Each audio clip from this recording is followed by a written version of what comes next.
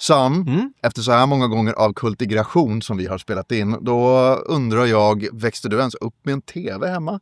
Jag hade en tv, men tyvärr så hade jag föräldrar som kom från ett annat land. Och det gjorde att jag inte såg så många svenska kultfilmer eller klassiker. Och den här filmen, ja, jag har varit ett väldigt stort fan av svensk sketchkomedi. Men jag kollade aldrig på Lorry. Och därför har jag inte heller sett Yrrol.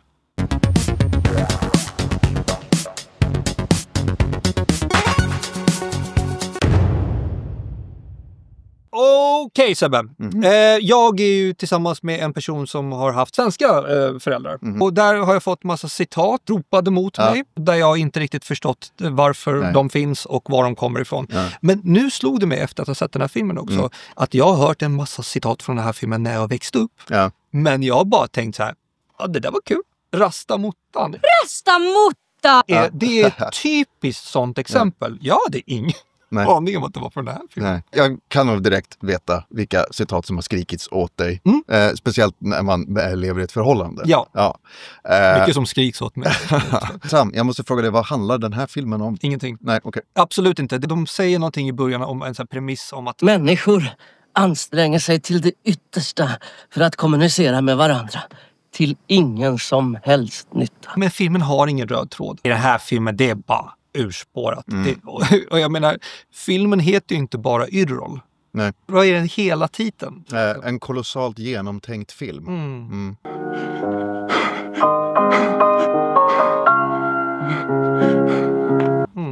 Är det det?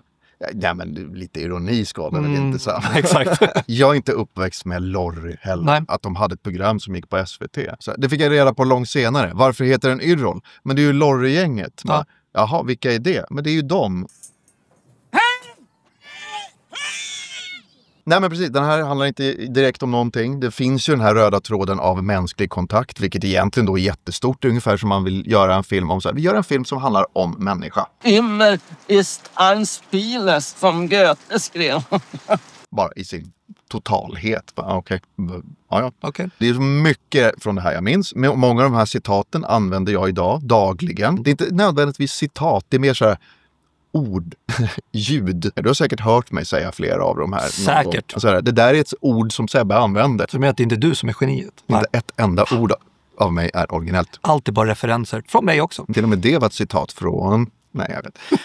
Du kan inte undvika att säga att det här är en citatmaskin. Du ville det, ja. Och jag sa ja. Ja. Ja. Det är absolut en citatmaskin. Och gänget här, jag antar att grundgänget är Reuter, Ulla Skog, Claes Månsson, Peter Dalle och Johan Ulveson. Det är Lorry-gänget. Ja, och Lena Endre var med. Ja, för att hon dök upp i en scen. Jag vet, jättekort. Begravning. Jag bara, Lena Endre, vad fan gör hon där? Practical joke till hands för att muntra upp sin Stefan Sauk var med lite grann också, va? Och han gör ju en väldigt specifik karaktär här. Som jag avskydde när jag var liten. Jag tyckte det var absolut tråkigt att jag sett i hela mitt liv. Det kan jag förstå. Nå, hej. Mitt namn är Cancer. Och idag tycker jag det är något av det mest intressanta med hela filmen. Det är det bästa med hela filmen, jag ska vara ärlig. Alltså den är ju ascool, monologen. Ja. Faktiskt. Jag bara såhär, wow. Det är som att man är på teater och måste sitta på scen och köra. Ja, jag tycker hans finska. Ja, där hade jag bara en fråga, så här, varför? För jag fattade liksom inte, varför är cancer finns? Jag kommer just från en gammal kvinna. Och hon var mycket vacker. Alltså det blir ju, allting blir så mycket roligare och lite läskigare. Inte något illa menat till någon finländare där ute. För monologen är ju inte, den är ju inte rolig, den är ju seriös. Då bara så här, ja men vi skriver en seriös monolog. Sen så bara lägger vi på ett filter av finska. För då blir det roligt. Det var inte roligt på grund av finska. Nej, men jag vet inte, den blir mer intressant på något sätt. Ja, kanske. Mycket är ju så när det kommer till komedi. Varför är det här roligt? Och ibland behöver man inte ens tänka så här, varför är det här kul? Ibland så ser jag jorden som en liten ärta. Men de som har kommit på det, de har tänkt. De har tänkt. Men så, den här är gjord för 30 år sedan. Det är mycket här som absolut aldrig skulle göras idag. Nej. Det är humor som inte är kul idag. Och det är humor som inte skulle göras idag för att vi lever i en annan värld och det är PK och sånt där. Kände du ett motstånd till de här scenerna? Och i sånt fall vilka? Jag tänkte faktiskt att vi den här gången skulle slänga om det lite grann. Vanligtvis i kultigration när vi pratar om filmerna så är det jag som går igenom filmen i princip och förklarar vad som händer i filmen. Men när jag satt och tittade på den här så tänkte jag bara så här, oj, det här, vissa grejer här, det är Och jag förstår att människor där ute gillar den här filmen. Den är viktig för er och det är viktig humor. Och vissa av er kanske tycker så här, nej men man ska fortsätta kunna skämta om sånt här. Så jag vill vända det den här gången till dig Sebbe. Att vi kör ditt perspektiv och så fyller jag i lite grann. Men innan vi börjar, en sak som förvånar mig om den här filmen. Det var att de vann en Guldbagge för bästa manus. Jag har en vision! Det som inte förvånar mig, det är att Susanne Reuter vann en Guldbagge för bästa skådespeleri. Alltså hon är fucking grym. Hon är stjärna. Sprit, här var det sprit! Någon vill ha sprit! När jag växte upp så var det ju så här, de som jag tyckte om mest var typ grabbarna. När jag blev lite äldre, min favorit och är fortfarande idag är Ulla Skog. På måndagarna super jag nämligen bara. Vad ska man göra när man har helvetet vart man än vänder sig? För mig, om jag ska ranka dem, då är det liksom Susanne Reuter, Ulla Skog, Johan Ulveson. Sen de andra två. Klas Månsson och Peter Dalle. Ja, de andra två. Jag vet att Peter Dalle har skrivit manuset tillsammans med någon annan. Peter Dalle, för mig har han egentligen bara en karaktär som jag tycker är rätt rolig. Och det är överklasskillen. Du kan hälsa från mig, jag känner honom mycket väl. Underbar människa. Nej, men han är mycket the straight man genom allt det här. Och jag tror det finns en anledning till det. Att inte han är superbra på överdrivna karaktärer. Han har ju en överdriven karaktär som är från Lorry-serien. Som dyker upp i slutet i eftertexterna. Så att namnen passerar framför en hela tiden som texterna på en film. Klas Månsson har ju mer den här dumma. Jag äter pannkaka! Olle, vad bra! Exakt, men jag tycker inte han är speciellt rolig nu, faktiskt. Det är inte riktigt min typ av humor. Nej, men det är många scener här som jag förstår absolut att det skulle göras idag. Och Cosby-linen är en sån. Ja. Pauli kaka freestylinen. Estemeine bättre henne. Blackface. Men alltså blackface är ju faktiskt inte det värsta i den här filmen.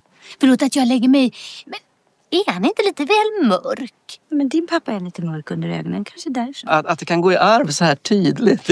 Ja. Det används ju ord här som man inte använder idag. Visst, förr i tiden i Sverige så använder man det ordet. Ja. Fine. Men när jag hör det nu... Men det är ju också, det här ordet används inte som ett slit- och slängord och det används ju i vrede. Det gör det. Jag förstår komiken i det när det väl sägs. Ja. Men om jag hade haft en vän bredvid mig som har ett sånt ursprung och det ordet slängs ut. Jag tvekar på att jag hade skrattat. Alltså jag skulle inte ens visa en sån film för den personen. Nej, och det är nästan samma sak om vi pratar om liksom det som är lite cringe och lite kanske utdaterat. Det är ju när Johan Ulveson är terroristen på flygplanet. Ja.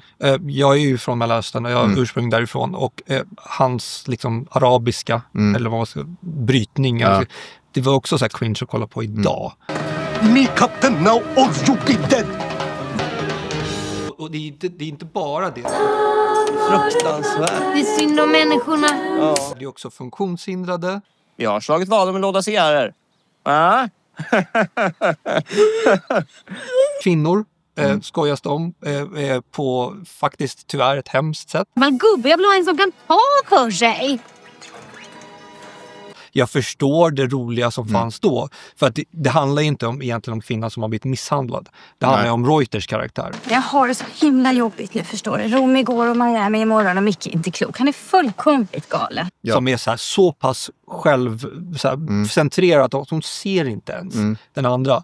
Men när man såg henne första gången innan Reuter kom in, då var det så aj. Jag vet ju att det är humor och jag tycker man ska kunna skämta om allt. Det är mycket här som är, oj, they went there. Det gjordes ju en till film som jag inte har sett. Ja, det är Josef. För några år sedan bara. Jag vet faktiskt inte hur det gick för den på bio. Jag har inte hunnit läsa på den för jag var ganska ointresserad. Du får ta nummerlapp precis som alla andra. Här måste du syna. Jag såg trailern och blev så här, ni kan inte göra Yrrol igen. Om man skär av sig förhuden så kanske vi kan klämma in ett par till. Yrrol var då och är till en viss del fortfarande en publiksuccé. Alltså folk tittar på den idag och uppskattar väldigt stora delar av den. Ja, men det är nostalgi och jag förstår det. När det väl kom ut så var det ju skitroligt liksom. Och det ser jag ingenting om. Jag skrattade rakt ut i vissa scener. Ja. Och det finns saker här som jag tycker är liksom snudd på genialiska. Ja. Om inte genialiska. Ja, sättet de driver med både män och kvinnor på alla möjliga olika nivåer tycker jag är ganska klockrent. När de driver med det här pargrejen, det första mötet man egentligen möter. Ja, men då var hon väl 4:30 då. Fan vad du är på mig hela tiden. Jag är sjuk! De har hittat nyanser och så vridit det till max hos båda könen då. Alltså det rasistiska och allting och den här misshandlade kvinnan och allting också. Det, och även rörelsehindrade och så vidare. Alltså det är mycket som är Så här, och det där hade aldrig gjorts idag. Jag minns ju de här scenerna också. Nej, så för mig så fick jag liksom gå in och tänka med mina ögon idag. Jag blev inte så här, nej. Det är ju ett filter, ett nostalgiskt filter som läggs på. Jag kan tänka mig att det är jättesvårt att se på det med kritiska ögon idag när man har så mycket nostalgi från det. Du säger så här, men den här filmen är skitrolig. Jag minns den jättebra. Men du är inte rasist. Och du är ju inte det. Jag vet, jag sitter ju fan här bredvid mig. Eller... Det är klart han inte är. Det tänkte ju man inte på när man såg filmen då. Och bara för att ni skrattade betyder inte att någon av er är rasister. Nej. Men det är problematiskt idag. Jag skulle nog dra ut mig för att visa det för någon annan idag. Kanske med ursprung från, eller någon som har funktionsnedsättningar. Eller whatever. Alltså liksom, eller någon som har blivit misshandlad av sin man eller kille. Det handlar ju egentligen inte om den personen. Eller han som är rörelsehindrad, pappan där, när den här killen står och slår tennisbollar på honom. Tycker hela samhället är så nedslöat nu tiden förresten, så att det vore tråkigt. Man måste kämpa lite, pappa. Det har du ju faktiskt själv sagt. Det är ju inte personen i rullstol som han får massa bollar på sig. Det är den andra, det är den jävla idioten. Hans son som förstör för honom. Ja. Vi ställer oss på rätt sida. Men för att humorn ska bli så stor och explosiv som möjligt så går de in här med saker som man absolut egentligen inte får säga. Ja. De skrattar i kyrkan. De får oss att skratta i kyrkan. Och det är det som händer. Alltså skulle det gjorts idag av komiker, förhoppningsvis så skulle det finnas lite mer finess i det. Är du österrikare, din jävel? Har du letat oss? Det finns en del delar i det här som inte har finess. Nej, överhuvudtaget. Förlåt mig, söta fröken. Är detta möjligtvis banken? Banken? Besattheten vid sex. Och otrohet och liksom att man ska ligga runt och så här. Det är inte kul. Det är inte roligt. Jag tycker inte det är kul alls. Han är allt. För mig i alla fall. Han är så god, man vill bara krama honom. Han har bara... Det här skämtet med taxichaffisen som ligger med Susanne Reuters karaktär. Du sa ju att du inte hade knullat. I taxin. Dessutom var det mest han som knullade. Jag somnade. Gjorde jag inte det? Hon har då somnat. Och han ligger med henne genom natten. Som sagt, jag klev in med det här och återse alla skämten jag redan har sett. Och jag vet ju dem. Så det jag tittade på nu var hur de levererades. Och så jag tycker att alla gör ett klockrent jobb att leverera dem. Det är väldigt duktiga skådespelare. Komiska skådespelare. De vet hur man drar upp det här till max. Och gör de här absurda situationerna roliga. Om vi tar den här scenen med Ulla Skog och Susanne Reuter. De sitter på restaurangen. Nu knöt det sig lite i mig. Men jag kunde inte låta bli att garva. Och situationen. Jag skrattar inte åt Ulla Skog. Nej. Men hon står där och tittar sig i spegeln och är totalt sönderslagen, stackarn. Och så har liksom hennes lilla skjorta vikt sig. Oj. Det är en sån klockren detalj på den situationen. Det är kul. Ja. Men sen när de sitter vid bordet och Susanne Reuter börjar prata. Och man vet egentligen inte om hon har fått stryk eller inte. Ulla Skog. För hon har inte sagt någonting om den. Men sen så säger hon. Janne. Då påminns man igen. Det här är en kvinna som blivit misshandlad av sin man. Nej. Alltså, det gör ju bara situationen mycket hemskare och då blir det här återigen skratta i kyrkan. Man får inte skratta åt det här. Jag ville att vi skulle titta på den här för kultivation. För att den är och har varit viktig för mig. För det är liksom en citatmaskin och jag har sett den här många gånger. Och många svenskar och nära vänner till mig. Min sambo hemma har sett den många gånger. Ja. Absolut. Hej. Tja. Du kollar inte ändå. Ja, men det är andra i din familj som kollar, det vet jag. Ja, de har ursprung. De har inte sett Yrrol i alla fall. Brorsan, ja, men han har ju en svensk tjej. Jag vet inte om hon har sett Yrrol. Har du sett Yrrol? Klart du har. Får du berätta. Svennejävel. Vad är bra här? Är det något som är bra? Det finns absolut saker som är bra. Det är karaktären Bosse, pedofilen, scoutmästaren. En barnvakt. Grejen med honom, det är inte egentligen vad han säger. När jag såg honom första gången, då tyckte jag bara att han såg väldigt rolig ut. Ja. Jag visste inte ens vad som skulle komma ur hans käft. Nej. Jag tyckte att det här är en bra smink. Ulveson ser ut som en åsna. Det här är roligt. Sen så blir jag förvirrad för hans sexualitet verkar gå åt alla håll. Kanske finns någon liten hamster som uppskattar trevligt umgänge. Idag tycker jag han är så totalt uttjatad. Det där var någonting som alla tyckte var kul och alltid citerade när vi var barn och tittade på det här. Han håller inte idag. Nej. Jag tycker verkligen inte det. Det blir den här karaktären som alla har gjort i alla tider. Men jag förstår för dig som ser det första gången. Men du kommer höra nu hur många som kan den här gubben. Och bara, aha, är han så populär? Sen så blev jag förvånad över en scen där det var liksom någon som hade så här, tagit en gisslan eller kidnappat någon. Ja. Och jag bara så här, fan ska det här ta vägen? Så är det så här reklam om returpapper. Och det tyckte jag faktiskt var klockrent. Ja, visst är det. Snyggt jobbat. Sen så tyckte jag det här nyhetsinslaget, debatten, de skulle snacka om en grej som en kille har sagt, han har gjort ett uttalande som är väldigt så här omdiskuterat, så är det en hel panel som är redo för att vara mot honom. Och då säger han... Har jag sagt det? Jag är i riksdagen igår. Och hon försöker ju rädda situationen. Ja, och bara börja ställa frågor. Ja, vi har 58 minuter kvar innan tennisen börjar. Så tyckte jag också Ulla Skogs karaktär när hon är servitrisen. Ja. Den är också väldigt bra. Hela scenen fantastisk. Jättebra. Men också sen det som hände efter och liksom hon kommer ut i naturen och liksom rullar ner. Det ljudet hon gör när hon rullar ner för den här backen. Ja. Med ögat också. Att hennes öga dras ju lite. Hon gör så här grej med ögat. Ja. Så att jag bara noterade att det där är bara en touch hon har lagt in på den här sjuka karaktären. Jag menar Bertil som jag var förlovad med i 8 år som sen bedrog med Inga Persson. Men det absolut roligaste i hela den här filmen, det är när Peter Dalles karaktär går iväg genom en dörr och ser liksom att det står Nordbanken och kommer in till det här styrelsemötet. Det här styrelsemötet är toppen. Det är genialiskt. Om det är skrivet, det som de gör, och att det inte är improviserat, då är den delen av manuset genialisk. Om det är improviserat, mycket av det, då är skådespelarna genialiska. Jag tycker att allt är genialiskt med den här scenen. Chefen, direktören alltså. Han är oerhört mycket chef. Den absolut bästa karaktären i den här scenen är Susanne Reuters karaktär.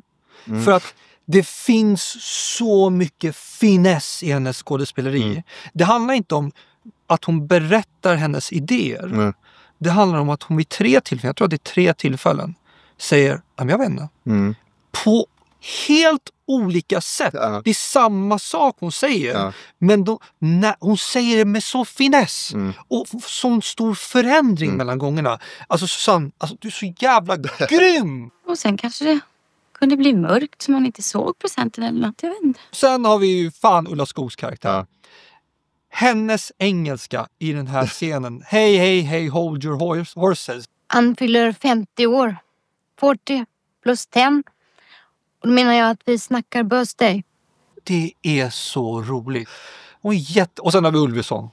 Alltså liksom, just det här med att han är gift med sin syster. Liksom det, här, det är så märkligt. Han vill inte svara. Nej, men så, det skriker åt telefonen. Ja, exakt. Hon gör för ont. Ja, exakt. Inte det gör för ont. Exakt. Alltså, det är såna där genialiska saker. Jag förstår varför den här vinner en Guldbagge. Nej! Jag tycker alla karaktärer här är briljanta i det här. Ja, men till och med Claes Månsson som jag inte tyckte var speciellt rolig fram tills dess. Hans karaktär är också, han levererar sköna repliker. Ja. Det är så här, det är roligt. En trevlig sak som man skulle kunna göra med bullar, det vore ju om man bakade en sån här enorm jättebulle på en 135 gånger 26 meter. Jag har väl sett 2 favoritgrejer från den scenen, och det är dels när Ulla Skog ställer sig upp och börjar sjunga Thank you for the music. Ja. Thank you for the music, for the songs I'm singing. Thank you for all the joy it's bringing.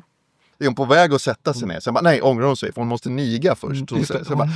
Och så neg hon och sen så satt hon sig. Helt underbart. Alltså om ni inte tittar på den här filmen så titta på den här scenen. Absolut. Min andra favoritcitat är Susanne Reuter när hon pratar om att man kan gå in i den här bullen. Och så finns det där magiska djur som man får klappa. Det bara så här, för att det finns, då vet man att det finns ett motstånd i henne. Alltså man kanske inte får klappa alla djur. Men de här djuren. Alltså, jag får tårar i ögonen av hur roligt det är att minnas när hon pratar. Ja. Jag tänker att man kanske kunde gå in i bullen. Och så är det en teaterföreställning där inne med konstiga djur som man får klappa. Och så blir det svart. Eller jag vet inte. Jag tror att min sambo har citerat det. Ja. Just det där. Eller jag vet inte. Ja. Har du något citat? En av de första scenerna så har precis Susanne Reuter skrikit till Gud. Precis när hon stänger fönstret och det ringer på så säger hon: ja men vad är det nu då? Det använder jag typ dagligen. Så fort det händer någonting som avbryter min vardag, då säger jag: men vad är det nu då? Sen kommer jag inte riktigt ihåg vart det är ifrån nu, men jag lägger in det här. Nej, skit i det. Absolut. När jag hörde det så var det så här, det där är ett citat. Och när terroristen, och så ringer de ner till Stockholm Arlanda. Mayday, mayday. Stockholm Arlanda, we have an emergency request to land, over. Näpp. Den här scenen i restaurangen och den här misshandlade kvinnan går in i Peter Dalle. Förlåt, jag såg här med armbågen. Jag har för långa överarmar. Hon bara, nej men det är ingen fara. Och så bara ropar han efter henne. Så här, jag är så dum! Jag är så dum! Fortsättning på restaurangscenen när hon då ska skämta med servitören. Och så bara, det är du som är efterrätten. Och så sticker hon en gaffel i skrevet på honom. Och han säger, humor ja. Humor ja. Den är också... Det är typ roligare när du citerar, för då blir det liksom extra roligt. Ja. När jag såg det så skrattade jag inte så. Nej, men nästa gång du ser den så kommer du säga bara, det är den, det är det, nu kommer. Och den här konferensscenen, när de ska klubba någonting. Ja. Ska vi klubba det då?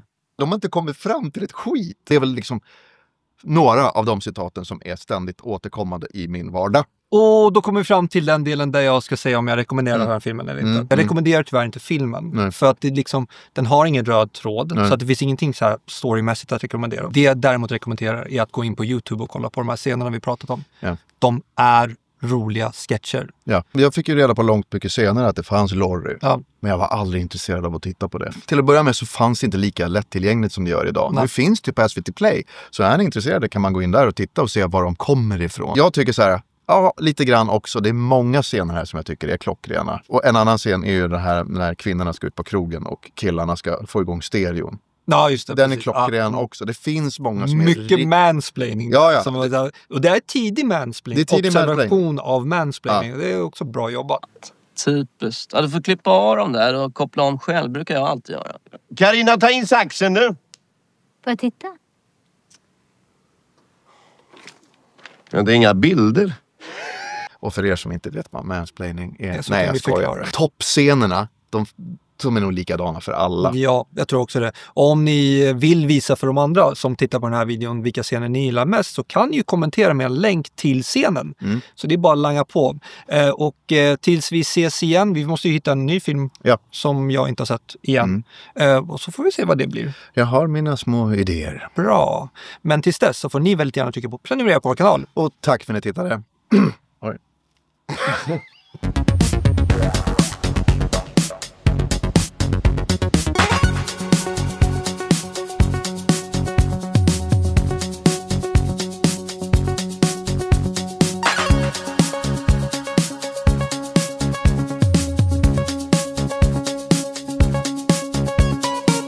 Hallå!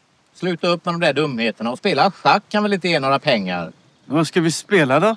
Bingolotto förstås. Eller vad säger ni där hemma i stugorna? Visst är det Bingolotto som gäller?